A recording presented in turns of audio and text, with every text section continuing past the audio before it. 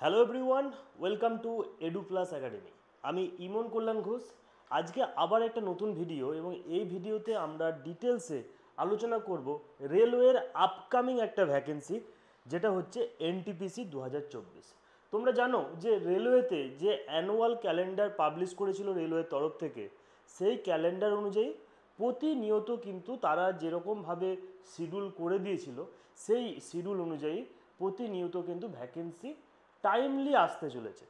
তো আমরা দেখব যে রেলওয়ের ক্যালেন্ডারে প্রথমেই যে ভ্যাকেন্সিগুলো আসার কথা ছিল সেটা হচ্ছে এএলপি, তারপরে টেকনিশিয়ান, তারপরে আরপিএফ এসছে। রেলওয়ে প্রোটেকশন ফোর্সের কনস্টেবল এবং এসআইয়ের যে ভ্যাকেন্সি সেটা কিন্তু অলরেডি এখন চলছে। অতএব তোমরা দেখতে পাচ্ছ যে যেরকম ক্যালেন্ডার এখানে বলা হয়েছিল, সেই ক্যালেন্ডার অনুযায়ী কিন্তু রেলওয়ে তাদের যে কথা বা তাদের যে ক্যালেন্ডার সেটাকে কিন্তু পুরোপুরিভাবে এই মুহূর্তে মেনে চলছে। তো আমরা দেখতে পাই এবার সবথেকে বড় প্রবলেম হচ্ছে এখনও পর্যন্ত যে ভ্যাকেন্সিগুলো বের হয়েছিল, যেমন এএলপি, টেকনিশিয়ান, এই যে ভ্যাকেন্সিগুলো আছে, এই ভ্যাকেন্সিগুলো জেনারেলি টেকনিক্যাল ব্যাকগ্রাউন্ডের যে যারা স্টুডেন্ট রয়েছে তাদের জন্য। যেমন ধরো টেকনিশিয়ানের ক্ষেত্রে আইটিআই যারা রয়েছে তাদের বেনিফিট হয়েছে, এলপির জন্য আইটিআই বা ডিপ্লোমা যারা রয়েছে তাদের এখানে বেনিফিট হয়েছে। কিন্তু জেনারেল ক্যাটাগরির যারা স্টুডেন্ট রয়েছে, যারা 12 পাস করেছে বা গ্র্যাজুয়েশন করেছে নর্মাল, তাদের জন্য এখনও পর্যন্ত কিন্তু রেলওয়ের তরফ থেকে সেরকম সুখবর কিছু আসেনি। কিন্তু তোমরা দেখো যে এরপরেই জুলাই সেপ্টেম্বর মাসের মধ্যে যে সবথেকে বড় ভ্যাকেন্সি বের হতে চলেছে সেটা হচ্ছে নন টেকনিক্যাল পপুলার ক্যাটাগরি, বা এটাকেই আমরা এনটিপিসি বলছি। এই এনটিপিসির ভ্যাকেন্সি কিন্তু এখানে বের হবে। তাহলে এর পরের যে ভ্যাকেন্সি বের হবে সেটাই আমাদের এনটিপিসির ভ্যাকেন্সি কিন্তু রেলের তরফ থেকে বের হবে। এবার এই এনটিপিসির যে ভ্যাকেন্সি আছে সেটা দুটো ক্যাটাগরিতে বের হয়। লেভেল 4, 5, 6 যেগুলো রয়েছে শুধুমাত্র যারা গ্র্যাজুয়েট স্টুডেন্ট রয়েছে তাদের জন্য, এবং লেভেল 2 অ্যান্ড 3 যারা রয়েছে, যারা আন্ডার গ্র্যাজুয়েট বা 12 পাস রয়েছে, তাদের জন্য কিন্তু এই ভ্যাকেন্সিগুলো রয়েছে। তাহলে আমরা বুঝতে পারছি 12 পাস থেকে শুরু করে গ্র্যাজুয়েট পর্যন্ত যারা normally without any technical background, যাদের কোনো টেকনিক্যাল ব্যাকগ্রাউন্ড নেই, তাদের জন্য রেলে এর পরে যে সুবর্ণ সুযোগ সেটা আসতে চলেছে অ্যাজ এ এনটিপিসি পরীক্ষার মাধ্যমে। এবং অনেকগুলো ইম্পর্টেন্ট ইনফরমেশন আজকে তোমাদেরকে আমরা দেবো, কারণ তোমরা জানো যে এবছরে এজ রিল্যাক্সেশনের যে ব্যাপারটা ছিল সেটাও করা হয়েছে। তো ভিডিওটা প্রথম থেকে শেষ পর্যন্ত দেখতে থাকো।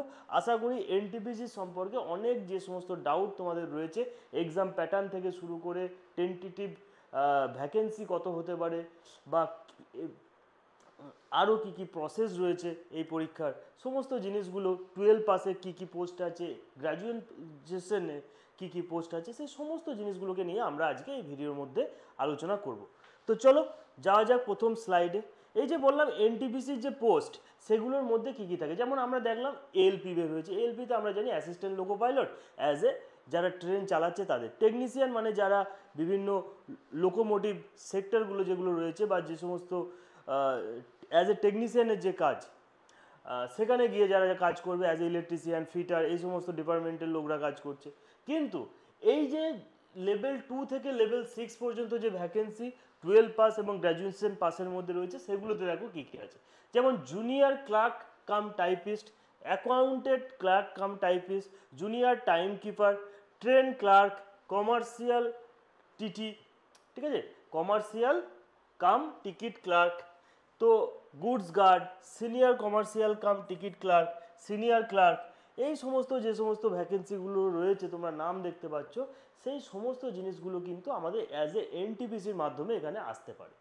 ঠিক আছে, তো এবার দেখো এই যে এনটিপিসিতে দুটো ক্যাটাগরি রয়েছে, একটা হচ্ছে 12 পাস, একটা হচ্ছে গ্র্যাজুয়েশন পাস। তো 12 পাসের মধ্যে কোন কোন ভ্যাকেন্সিগুলো আসবে?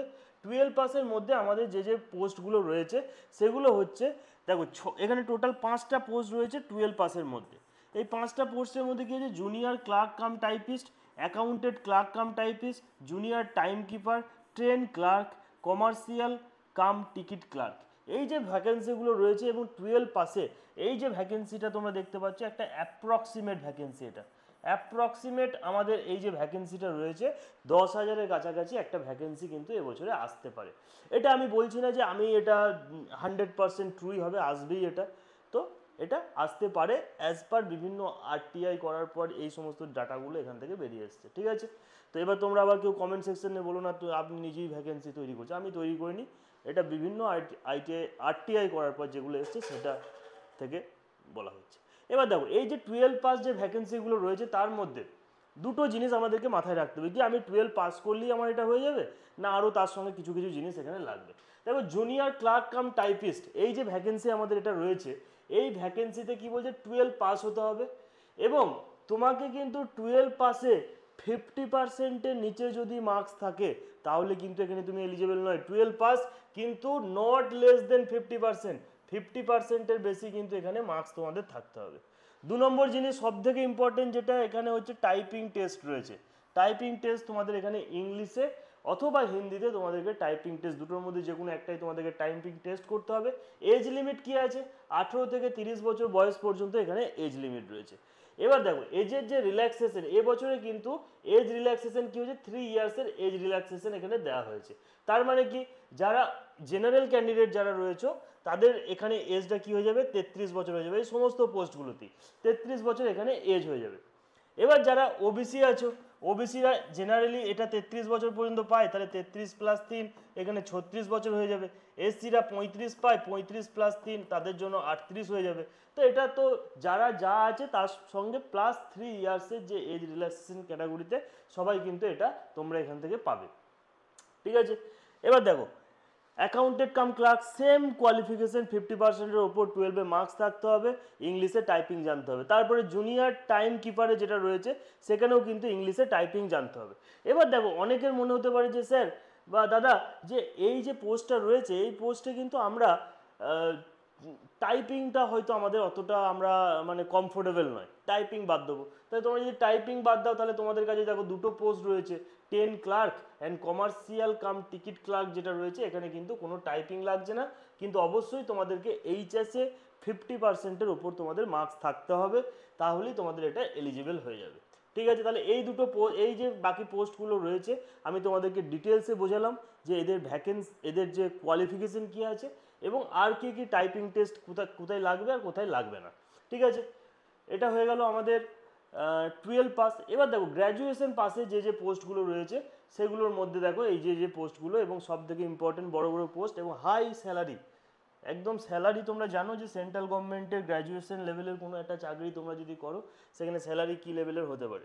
গুডস গার্ড রয়েছে, ট্রাফিক অ্যাসিস্ট্যান্ট রয়েছে, senior commercial cum ticket clerk রয়েছে, সিনিয়র ক্লার্ক কাম টাইপিস্ট রয়েছে, সিনিয়র টাইম কিপার রয়েছে, commercial and station master. Most demanding post station master, এটা হচ্ছে আমাদের এনটিপিসির মাধ্যমেই কিন্তু এই ভ্যাকেন্সি হবে। এবং তোমাদের গ্র্যাজুয়েশন লেভেলে দেখো স্টেশন মাস্টারের কিন্তু ভ্যাকেন্সিও তুলনামূলকভাবে অনেকটা বেশি থাকে। এটাও কি বলা হচ্ছে, এগুলো সমস্ত যে এই যে ভ্যাকেন্সিগুলো দেওয়া রয়েছে এটা একটা অ্যাপ্রক্সিমেট ভ্যাকেন্সি, এগুলো আশা করছে এগুলো আসতে পারে, ঠিক আছে, আশা করা যাচ্ছে এটা আসতে পারে। এবার কেউ ভেবে, আমি আবার বলছি এটাকে কেউ ভাববে না যে এটাই ভ্যাকেন্সি আসবে বা এটা নিয়ে কেউ কোনো কন্ট্রোভার্সি করার কোনো দরকার নেই। আমি এটা তোমরা এটাকে বাদ দিয়ে দাও, এটাকে অমিট করে তোমরা জেনে নাও যে আচ্ছা গ্র্যাজুয়েশন পাসে আমি যদি গ্র্যাজুয়েশন পাস হয় আমাদের কাছে এই ভ্যাকেন্সিগুলো আসতে পারে, ব্যাস দ্যাটস ইট, এর বেশি কিছু ভাবার দরকার নেই। ভ্যাকেন্সি যা আসবে সবার জন্য সেম আসবে, অত বেশি ভাবনা চিন্তা করে লাভ নেই।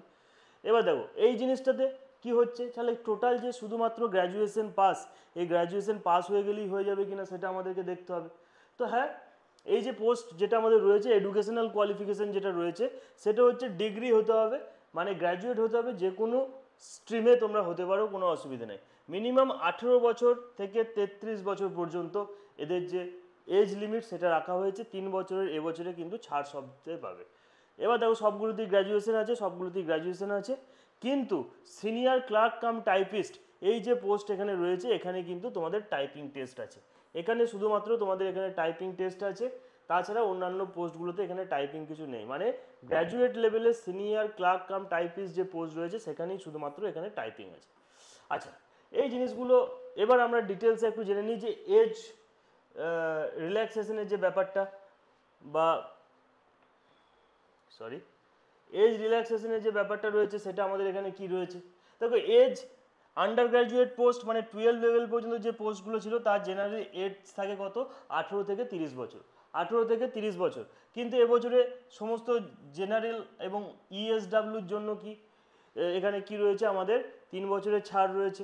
ওবিসিদের জন্য 3 বছর এবং এসসি এসটিদের জন্য 5 বছর থাকে। এর সঙ্গে সঙ্গে +3 করে তোমরা এখানে অ্যাড করবে, 3 করে আমাদের এখানে অ্যাড করে নেবো আমরা, ঠিক আছে। ওকে, এবার এডুকেশনাল কোয়ালিফিকেশন তোমাদেরকে অলরেডি আমি বলে দিলাম যে আমাদের এডুকেশনাল কোয়ালিফিকেশন এখানে কি হবে। এডুকেশনাল কোয়ালিফিকেশনে আমরা দেখতে পাচ্ছি কি এখানে 12 বা 10 পাস, এগুলো আমরা অলরেডি বলে দিয়েছি। এরপরে দেখে নাও, এরপরে আমরা দেখব কি আমাদের এক্সাম প্যাটার্ন।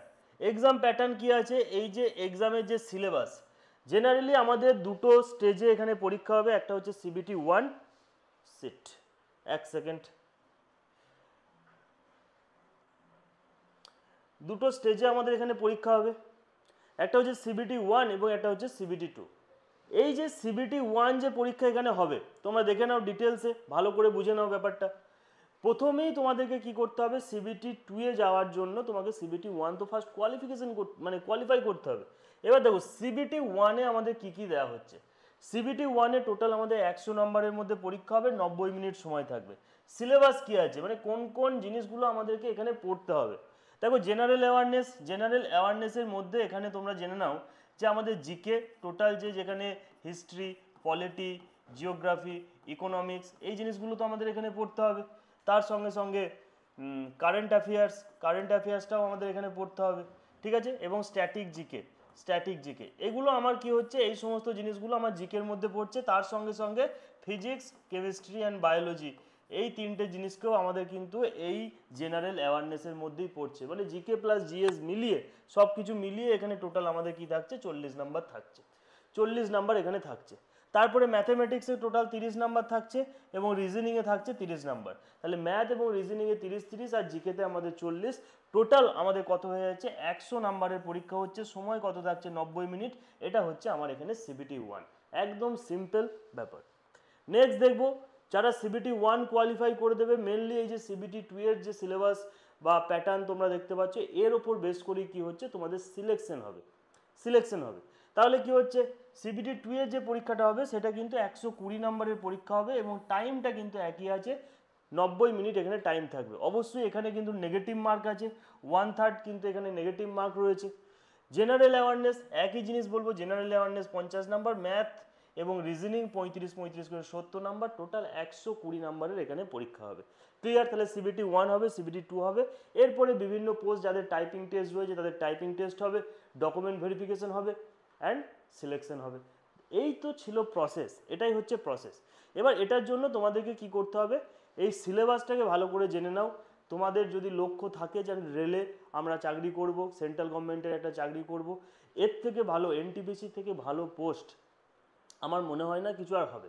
স্যালারির দিক থেকে একদম দারুণ, খুব ভালো একটা তোমরা এখানে স্যালারি পাবে এবং ওয়ার্ক প্রেশার নর্মাল একটা অফিস জবের মতনই এখানে সাধারণত জব হয়, সেই জিনিসগুলো পাবে। এবং কোনো পার্টিকুলার পোস্টের ওপরে যদি ডিটেলসে তোমরা কোনো ভিডিও চাও সেটা আমাদেরকে কমেন্ট সেকশনে বলবে। কোনো যদি ডাউট থাকে তাহলে সেটাও আমাদেরকে কমেন্ট সেকশনে জানাও। আর যদি সমস্ত ইনফরমেশন সব ঠিকঠাক বুঝতে পারো তাহলেও সেটা আমাদেরকে জানিও যে কেমন লাগলো, ঠিক আছে। আর অবশ্যই যারা নতুন রয়েছে চ্যানেলটিকে সাবস্ক্রাইব করে নাও খুব তাড়াতাড়ি। অলরেডি আমাদের যে মহাসংগ্রাম ব্যাচ চলছে, যেখানে তোমাদের টোটাল জিকের ক্লাস চলছে, ম্যাথের ক্লাস চলছে, রিজনিংয়ের ক্লাস চলছে, সেখান থেকে তোমরা complete preparation free of cost আমাদের ইউটিউবের মাধ্যমে নিতে পারো। তো আজকে আমরা বেশি কিছু আর বলবো না, আশা করি সমস্ত তথ্য তোমরা পেলে। কারোর কোনো ডাউট থাকলে আমি আবার বলছি সেটা কমেন্ট সেকশনে জানিও, আমি পরের কোনো একটা ভিডিওতে সেই জিনিসগুলোকে তুলে ধরবো, ঠিক আছে। তো আজকের ভিডিওটা এই পর্যন্তই থাক। জয় হিন্দ।